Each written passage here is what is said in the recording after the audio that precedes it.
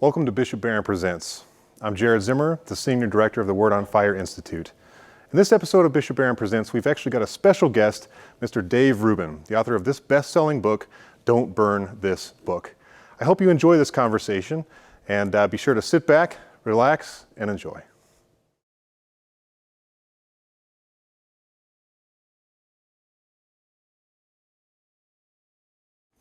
All right, well, I'm really excited to have this conversation, and of course we're talking about Dave's new book, Don't Burn This Book. And Dave, I thought maybe to get started, it'd be really important to kind of define, in this book you talk about classical liberalism compared to kind of a modern idea of liberalism.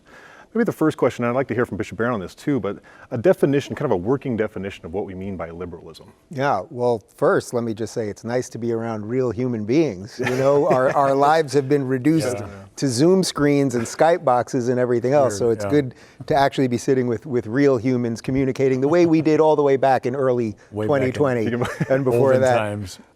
You know, I obviously I get some version of this question a lot because I'm one of the people that sort of helped, I suppose, depending on which way you look at it, put classical liberalism back on the map. And I actually believe that classical liberalism is the political lens that most of us view the world through. In essence, you first believe in individual rights, meaning that if you're a legal member of any society, in our case, the American society, that regardless of your immutable characteristics, your skin color, your gender, et cetera, you should be treated equally under the law. This is the most basic thing. It's so fundamental to America and to our Constitution and our Bill of Rights and everything the founders led to.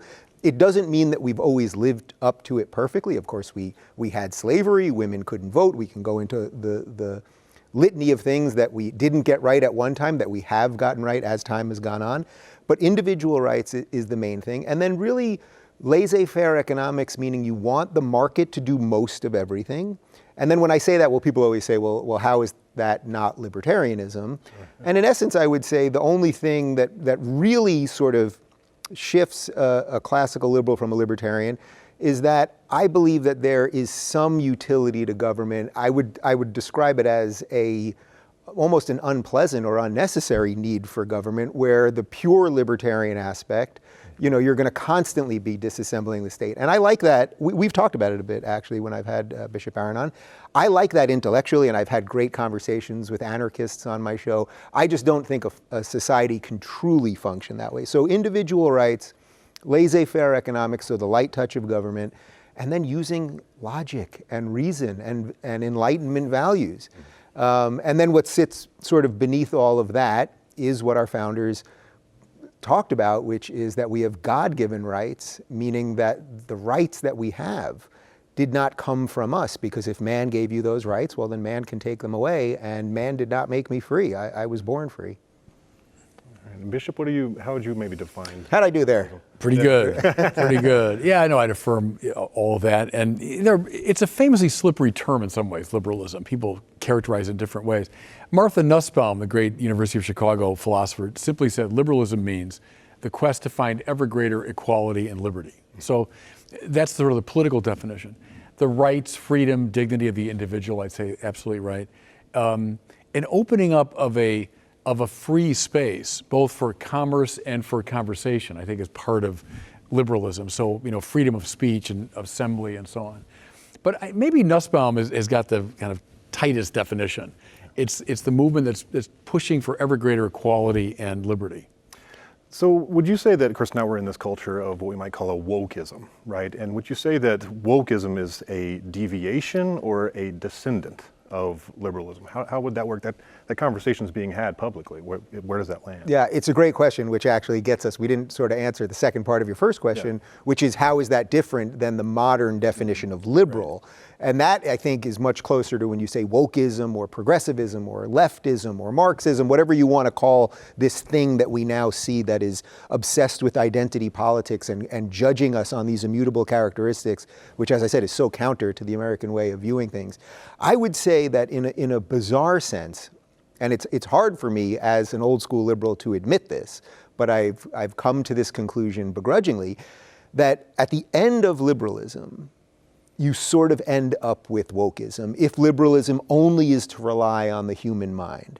So if it's only to rely on Enlightenment values, that we can organize ourselves around what is logical and good, well then that will constantly be changing, and that everything that sits underneath society will constantly be up for debate.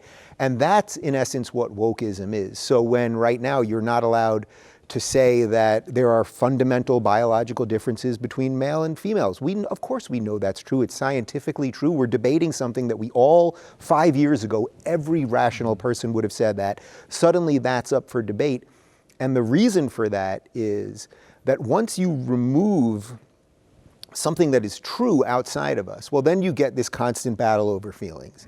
And then if you're to say, well, I believe that there's a difference, a biological difference between males and females, what are they going to tell you? You're a transphobe. And without even getting too far into that, it's the subjectivity that has led us to this. And we live in a deeply subjective society, which I think has something to do with the limits of liberalism in and of itself, which again, I only say that very begrudgingly. I take no joy in it because I still think it's truly the best political lens to look at the world, but that doesn't mean it's perfect.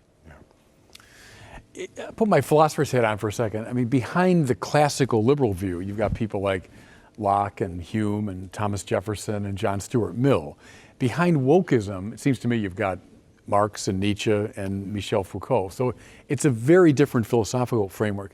And I think, yes, a big part of that is relativism in regard to both intellectual value and moral value. If everything's relativized, and the only lens through which we see the world is oppressor-oppressed, which seems to be the lens, that's a reductionism that you don't find in classical liberalism and has wreaked some havoc. Now, your question I think is a really intriguing one. Is it a betrayal of liberalism, wokeism, or is it a natural trajectory of liberalism? And I think as I read those who argue for the latter, it's something like this. If liberalism is the push for ever greater freedom from oppression, that when we handle one set of problems, we're going to have to invent some new ones for liberalism to keep alive. It's like when Marx says you have to find ever new markets because you've got to keep generating profit. So capitalism is always on the move for a Marxist.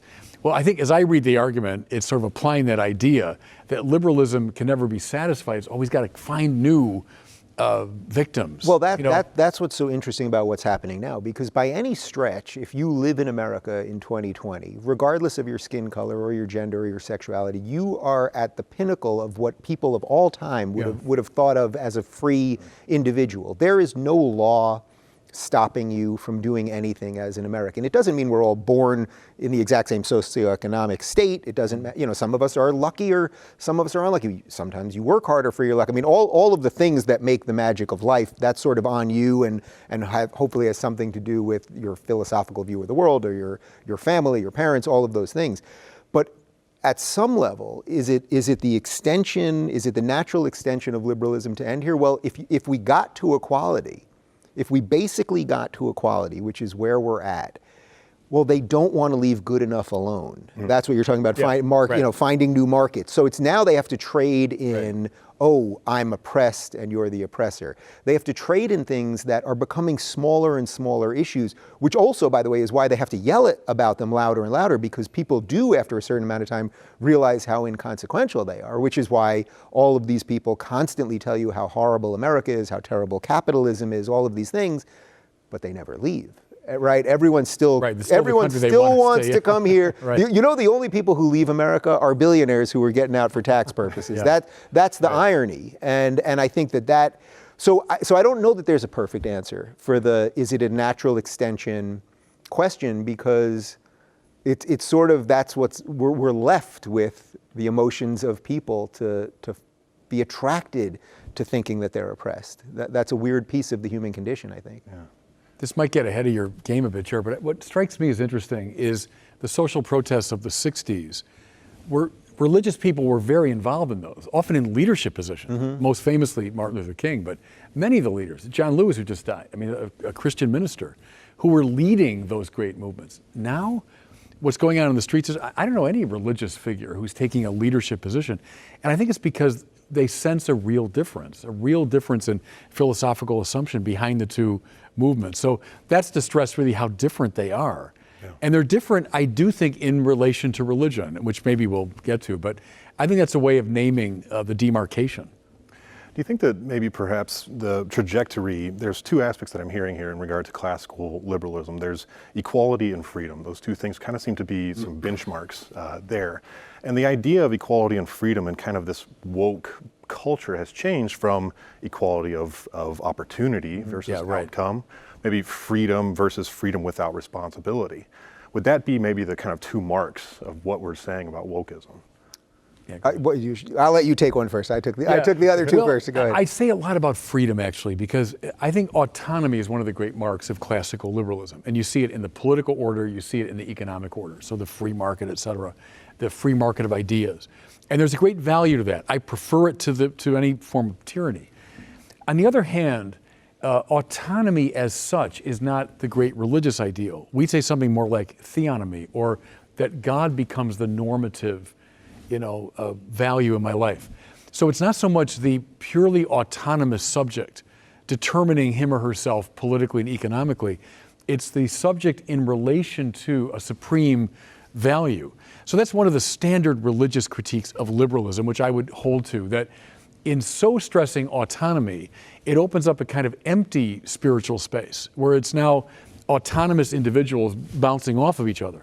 Now, there's something valuable about that in certain areas of life, but if we're lacking a moral framework that was classically provided by religion, I would say that's one reason why we moved toward wokeism, why liberalism, which used to be undergirded by a very strong religious and moral framework, when that gave way, I think then you end up with wokeism. And you get the Nietzschean worldview, where the only lens is oppressor oppressed, is will to power against someone else's will to power. So I think that's a key thing, is how you construe freedom. Yeah.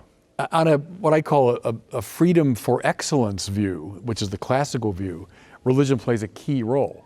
If freedom is a matter of indifference and it's my autonomous self that sets the tone, then religion doesn't play as central a role. Well, I think there's interesting ways to frame this that I think can make it very human. So if you were to say to a young person, I look at you, you're 18 years old, you're white, you're fit, whatever it might be. I know that you're a Christian, let's say. Do you think that means I can deduce anything about you, really? Like, I can have some vague sense of who you are and what you are, but really I don't know what you think about anything. I don't really know that much into your belief system or how you behave or some of those things. And that no 18-year-old would want to be judged that way. Nobody walks around saying, boy, if someone could just look at me, they would have the sum totality of everything I am. And this is the weird thing that's happened. We got to the end of equality, meaning we've given everyone equal rights in America. And then we got into this bizarre equity thing, which is now where you have the same people who were screaming that everyone should be themselves and we should be free and all that. And in my purview, that would be the correct idea for the most part. But now they're the same ones who now want racial quotas. I mean, we're here in California right now where the state is actually there are legislators literally trying to get the Civil Rights Act basically removed from our legal system so that we will have, you're going to have X amount of black people, X amount of trans people, X amount of women. The idea of that, going from equality to equity, has caused us to believe in things, I know not us, but has caused many people to believe in things that we would have called bigotry 20 years ago. Oh, in your hiring practice, you say that we should have 4 black people and 5 Latinos. Be dictated by law. And now it'll be dictated by law. Yeah. By the way, the same things that we were passing, the 1964 Civil Rights Act, was to get rid of these things, right? To get rid of the ideas of quotas, and that you would be hired based on your skill set.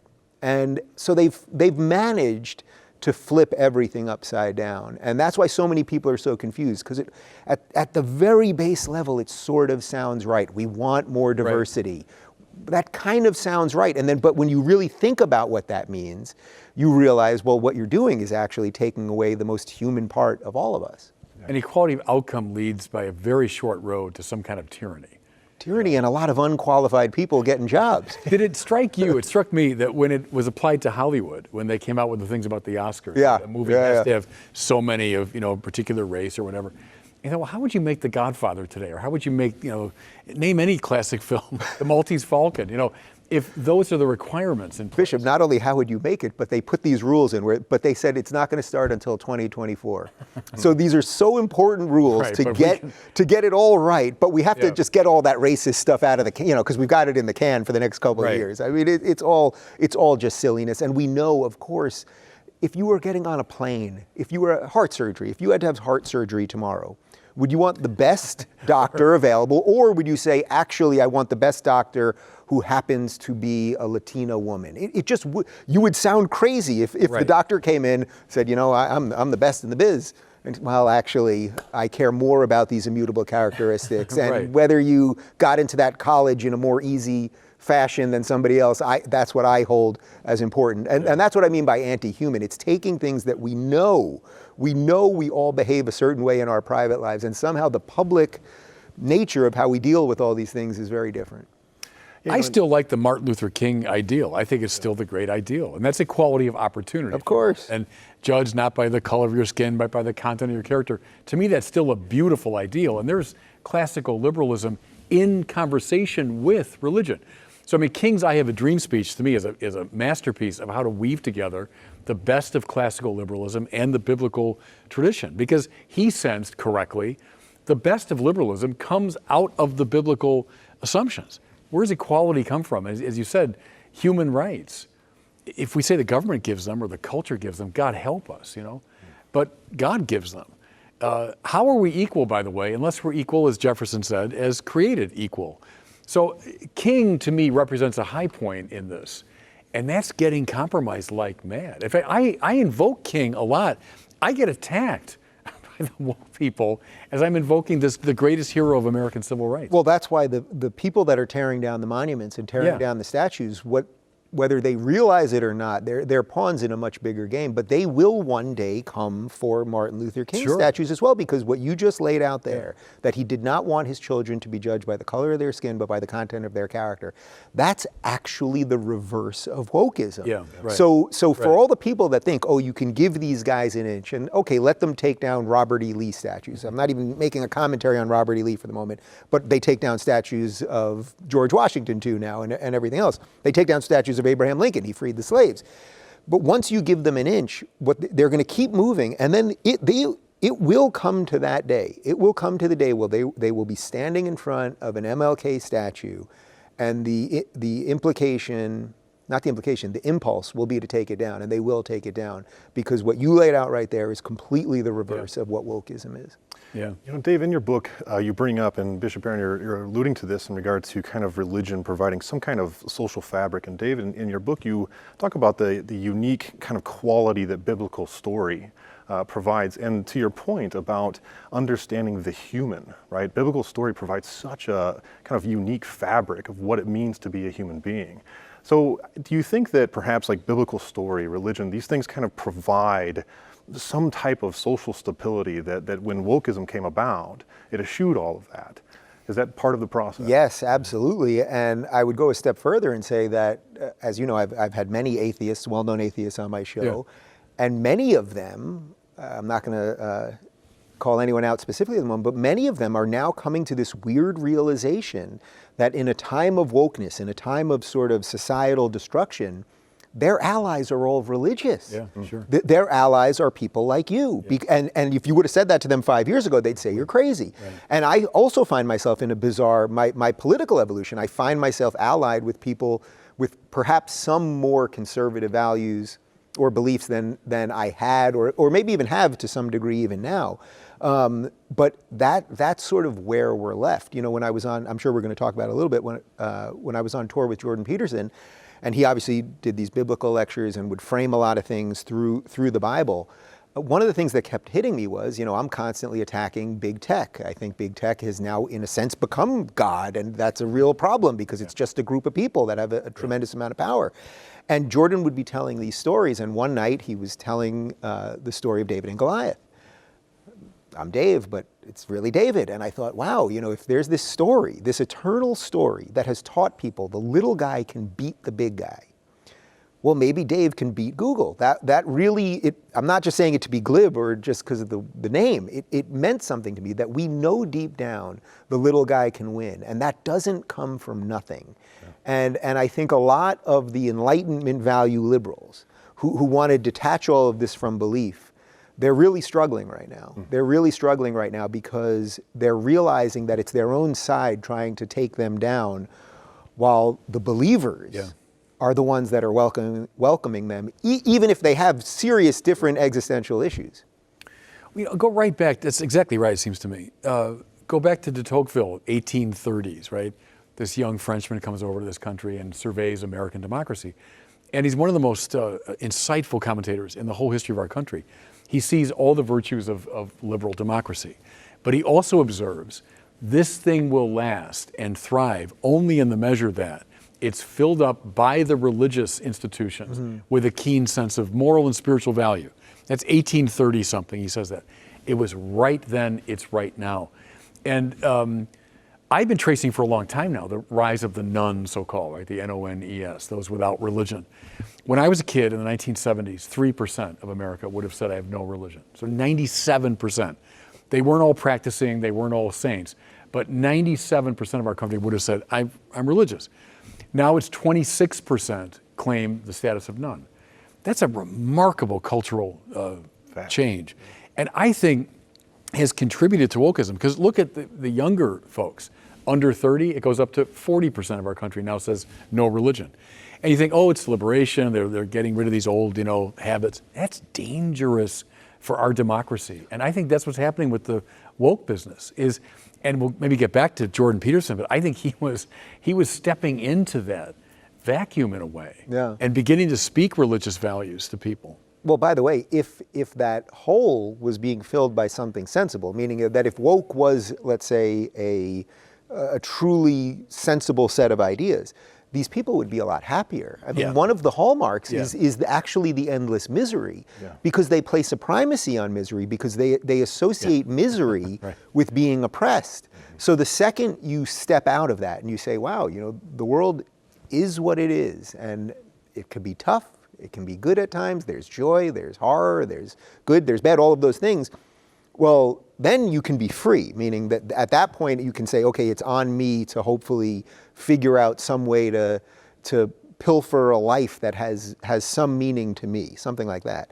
Versus you need the misery. When we see these videos or these young people that are out on the streets and they're burning everything down and they're destroying things and they're talking about the patriarchy and they're talking about how evil capitalism while they're filming it on their iPhones and the series of ideas, and they're burning down the Target in their neighborhood that their neighbor works at. Employs the people in the neighborhood. Right. It's a series of it's just one crazy move to the next, as opposed to something that has meaning, and you have to figure out what that is.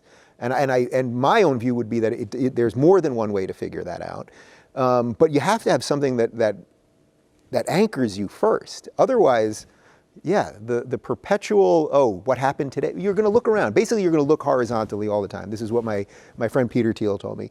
If you never look up, then if you never look vertically, you'll look horizontally all the time, meaning you'll only look at what is right here. You will only look at you'll wake up every morning, there'll be a current event, and it will dictate your day. And that's simply no way to look at the world. Well, it's no way to look at the world and be fulfilled in any way. What's interesting, that what shaped our culture for most of its history, the Bible. Look at the 10 Commandments. So people say, well, sure, don't steal and don't kill and don't commit adultery and don't lie, and these great moral absolutes. But they're predicated upon the looking up, right? The first commandments are all about God. Your life is not about you. It's not simply your autonomous self that matters. It's that you honor the one God. There's no gods besides me. The president's not God, the country's not God, the culture's not God, the military isn't God, nothing is God except God. And then don't take his name in vain. And we think, oh, no, don't say, dirty words. But what the Bible would have meant by that, I think, is don't use the name of God for manipulative purposes. Like you can use it in some way to get what you want, in an incantation. But we have our version of that. If you want God just becomes someone I can manipulate for my purposes. And then keep holy the Sabbath means don't let this thing be an abstraction. You have to instantiate it, that you're going to go to church on Sunday. That's the look up that our culture just had, that allowed them then to look around and instantiate that through the rest of the commandments. Now, take all that out, and all you got left is the autonomous will asserting its power. God help us. Well, and by the way, if I could just add one thing to that, I mean, if you look at our political situation over the last couple of years, we seem to treat these people, regardless of whether you're a conservative or a liberal or a Democrat or a Republican, we seem to treat our political leaders as if they're God, as if their purpose or their design is to solve all of our problems. Yes, right. These people can't solve our problems. No. I mean, I think they probably could if they would just go away. That might solve most of our problems. But in essence, we talk about them as if they are prophets or as if they're these fixers of our life. And they're not fixers of our life. They're people that I would say, unfortunately, have to have something to do with our lives because, as I said to the first question, we have to have some societal guardrails. The Bible knew that. I mean, from the very beginning. In Genesis, when God creates all these different elements, and you got the stars and the planets and the earth itself and the mountains and the animals, they were all at different points in the ancient world worshipped as gods. Those were all considered gods. And the Bible's saying, no, no, no, no. Don't turn something finite into the infinite. Only God is God. But that's the problem, is that God is kicked out. The God space does not go away. It gets filled by something or someone, inevitably. Now look at the great, fascist dictators or whatever. Even look at our, cultural mavens and pop stars and so on. Something fills the God space necessarily. The Bible was so clear that we get it. We know this happens, and it's really dangerous when it does. So, no, you're not God, you're not God, you're not God, you're not God. There's only one God. And you have to honor his name, and you have to instantiate that belief in your life. When that disappears, and if you got now over a quarter of our country saying, I'm not religious at all, that is not a minor problem for a democracy, precisely for a democracy, it seems to me. For a liberal democracy, that's a very serious problem. It's interesting, the terms of meaning have come up and different opportunities of kind of signs and symbols of this kind of decline that's occurred. Yeah. But also, I want to stick on this phenomenon of Jordan Peterson, of really what he was causing in the culture. And I don't think it's coincidence that as he kind of had to disappear for many reasons, but we end up with what we've got now. And I know, of course, one of my favorite chapters in your book is actually the Find the Mentor chapter with your travels with Jordan. And so maybe extrapolate a little bit about that phenomenon. Yeah, well, first off, I mean, I said to my producer, Michael, on the way here, he was asking me something about what it was like being on tour with Jordan. And in many ways, it feels like a dream to me. I mean, I spent a year and a half going literally all over the world. We did about 120 stops in about 20 countries. Traveled all over the United States. I mean, it was breakneck speed constantly. And when I tell you that there genuinely wasn't a negative moment, I mean it. Now, that doesn't mean there were little travel hiccups, little bumps in the road along the way. But in terms of that, we felt like we were doing something important. And I'll make it very clear when I say he was doing 90% of it, obviously, and the people were there for him. And I was, doing some fun stuff at the beginning of shows and doing the Q&As at the end. But what I saw Jordan do is the thing that I think we all know we're supposed to do, but we just don't for some reason, which is he took his life's work through psychology and studying history and sociology, all the things that he's cared about, that he's become an unbelievable communicator of. He took all of those things. He wrote a book, 12 Rules for Life.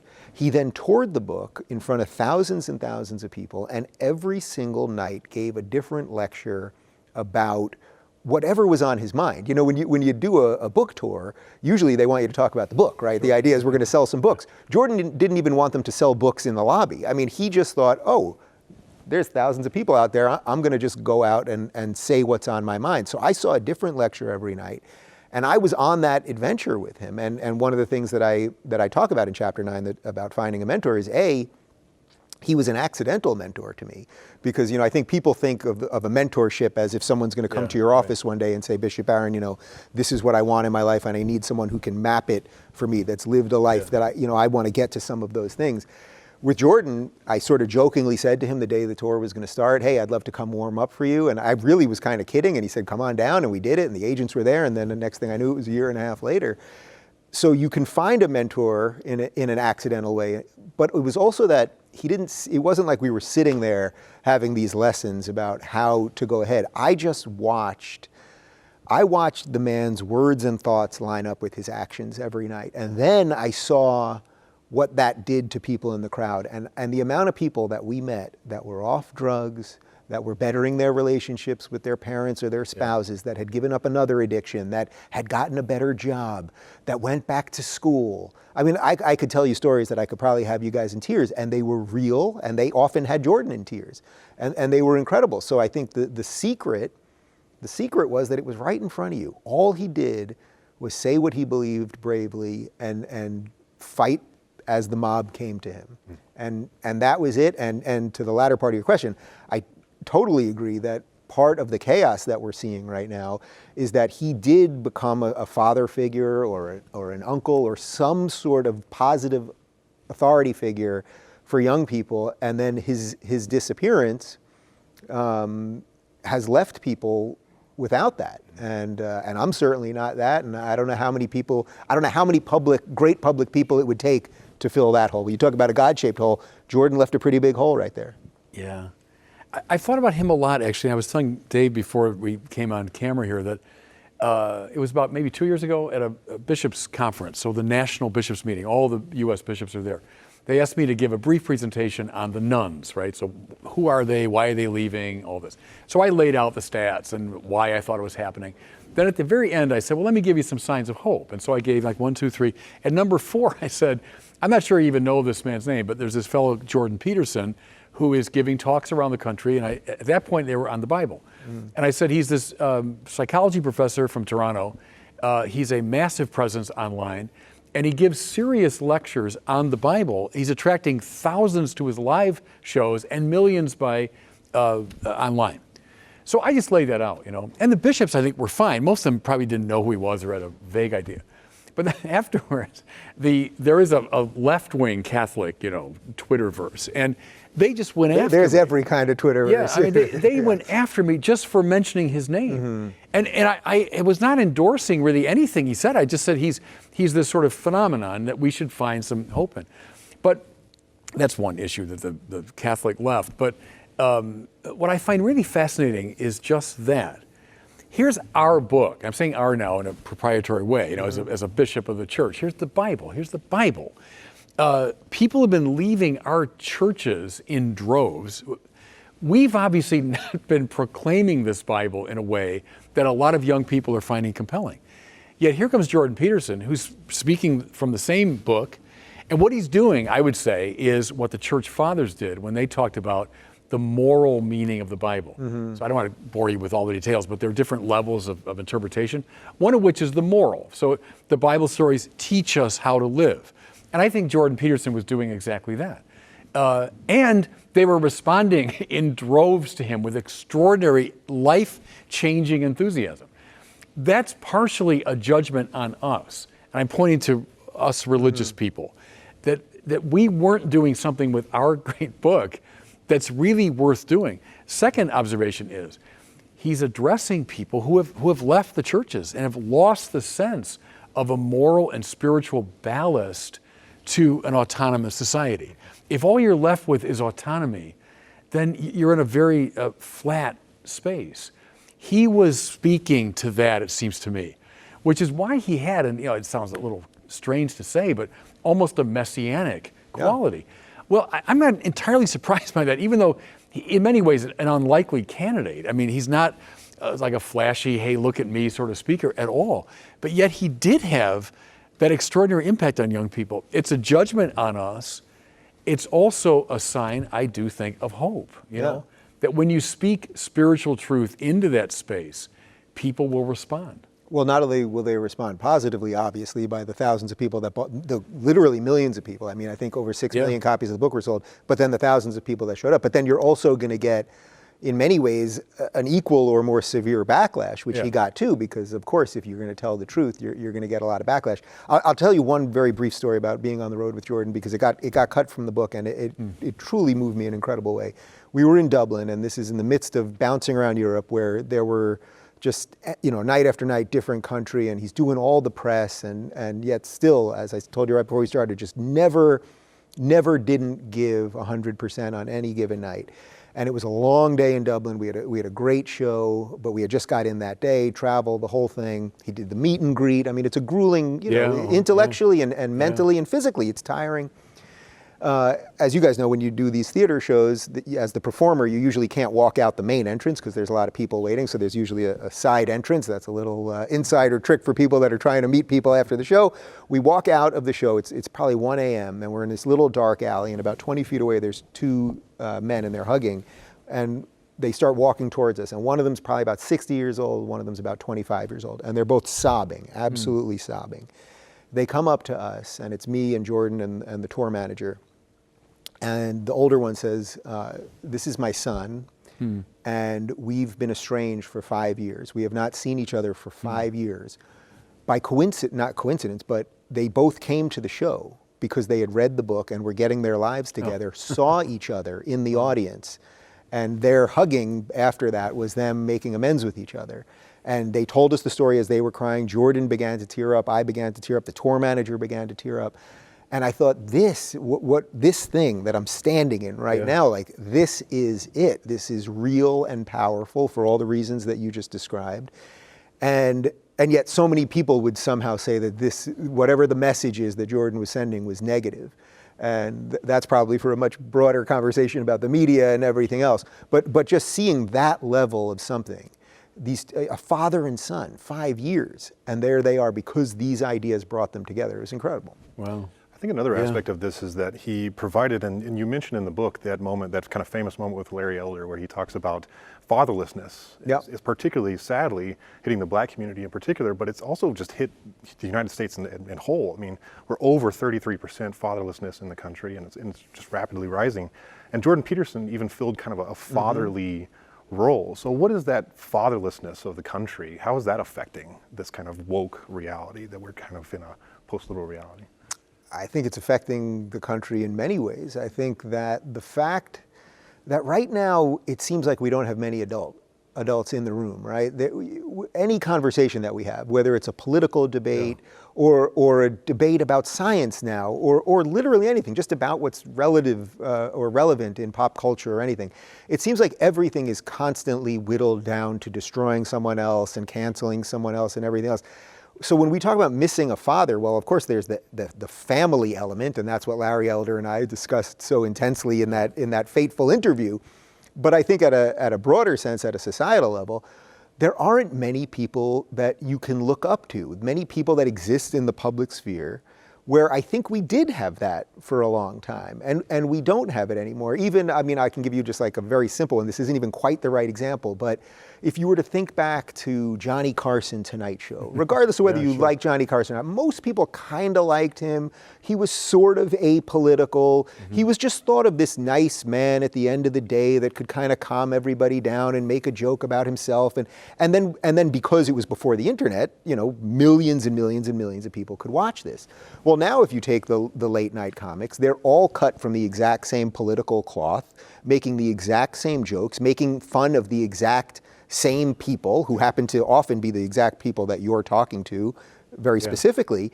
And it's like, well, we've lost that. The way I would relate that to the father part is we've lost something. Nothing really feels wise in society anymore. Jordan felt wise. And I think people actually do want that. They want to feel that, oh, that's a person that I could be like. And how many of those people exist in the public realm right now? Very, very few.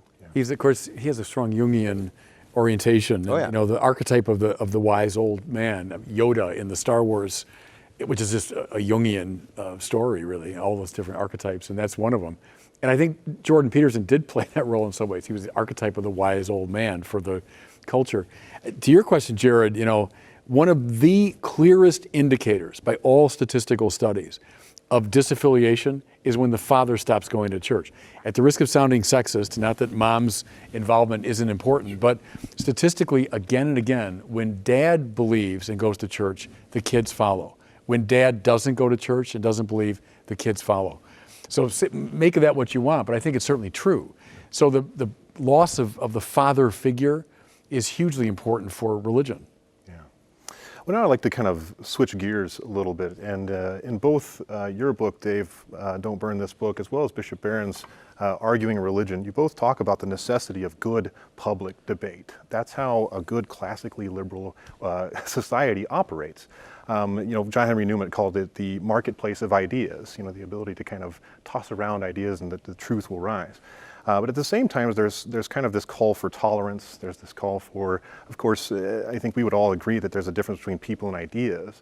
But what are some of those kind of hallmark aspects of good public debate? You don't always have to win, and you don't always have to be right. And I don't know, people will say to me, well, Dave, how do you sit across from some of these people when it's so obvious that they have ideas that are counter to yours?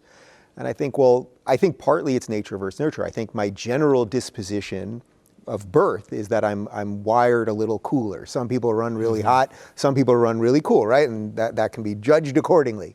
I think that's partly, but I also grew up in a family where I talk about this in the book, where we debated everything. Every holiday was everyone arguing about foreign policy, about abortion, about religion, about everything. And then quite literally, it happened every time, dessert would be served, and then everyone just put it aside. That isn't to say we didn't have family issues about inner personal family stuff, but in terms of the public stuff, it was like, let's have that fight and let it go. I didn't even really realize until I was writing the book that had that imprint on me, because when you're writing a book, this, you have to really, well, why do I really think about this? It's not just some intellectual exercise, it's really, it's personal and it's real. So I think that is part of it, that we have to learn that we don't always have to win. But I think another part of it is, and I hit this also in the book, is that when I was a lefty, one of the things that I started realizing was so wrong with modern leftism is that everyone who disagreed with them was a homophobe and a racist and a bigot and the rest of it and a Nazi. And what I started realizing was that, beyond the absurdity of it, right, to call people in America in 2020 Nazis, I mean, it's so patently absurd. But it wasn't what you were doing to those people, it was what you were doing to yourself.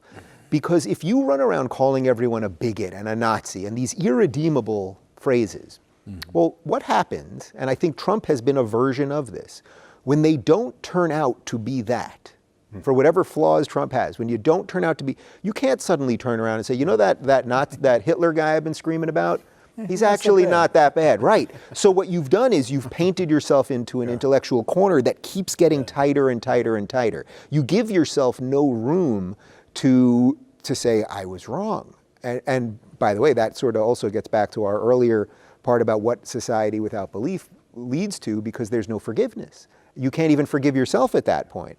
So that's a very long-winded way of saying that if you can try to be a little better than your intellectual opponents, I think A, you'll find it not that hard to do usually, but B, there is a reward. It just takes a little longer to get there, because yes, it's in a world of Twitter, do you want to just crush that person and own that person and get the viral video and all of those things? Yeah, you can do that, but I think there's a longer game out there.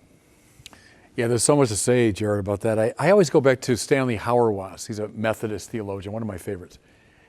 He said, the great challenge of our time is to discover how to have a good argument about religion in public. And his point was, we have these two, the binary option, either tyrannical imposition of one's views or bland toleration of everything. And in between those two, there's this lovely space called the space of argument. I'm not trying to impose something on you aggressively. I'm not taking advantage of my power and all that. Nor am I just saying, oh, well, I have this, you have that, let's tolerate each other. I'm trying to propose something to you that I think is true and that I think you'll benefit from hearing. That's called the space of argument.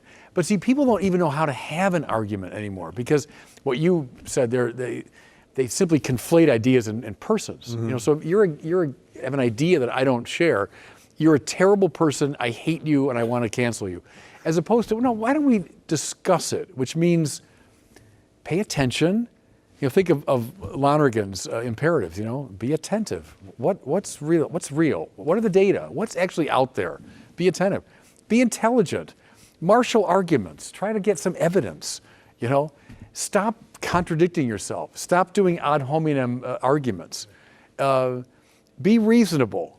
Draw conclusions. I mean, it's not that complicated. But we've almost forgotten the art of having an argument. I can tell you on YouTube and Twitter and all that, no one ever argues. They don't know how to argue anymore. And I love argument. People say, oh, to argue is so negative. It's not negative at all. It's a path of peace. That's the whole point. Well, look, you can either argue verbally or it ends up violent. I mean, yeah, right. It's a way of holding off violence. Yeah.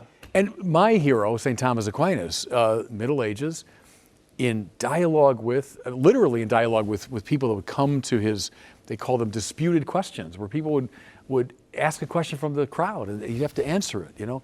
But in his writings, in dialogue with Jewish rabbis and Islamic scholars and with pagan scientists and with Christian heretics, and Thomas talked to everybody, raised a whole range of questions, entertained the objections seriously. In fact, it was in one of those Jordan Peterson, Sam Harris debates that I first heard the term steel man. I'd never heard that before. I mean, straw man. Yeah. But that's a really good exercise. Steel man your opponent's argument. Well, Aquinas does that naturally. When he lays out the objections to his own position, he does it in a really respectful and substantive way. That's a great art to develop. Steel man your opponent's argument. I hope you enjoyed this conversation.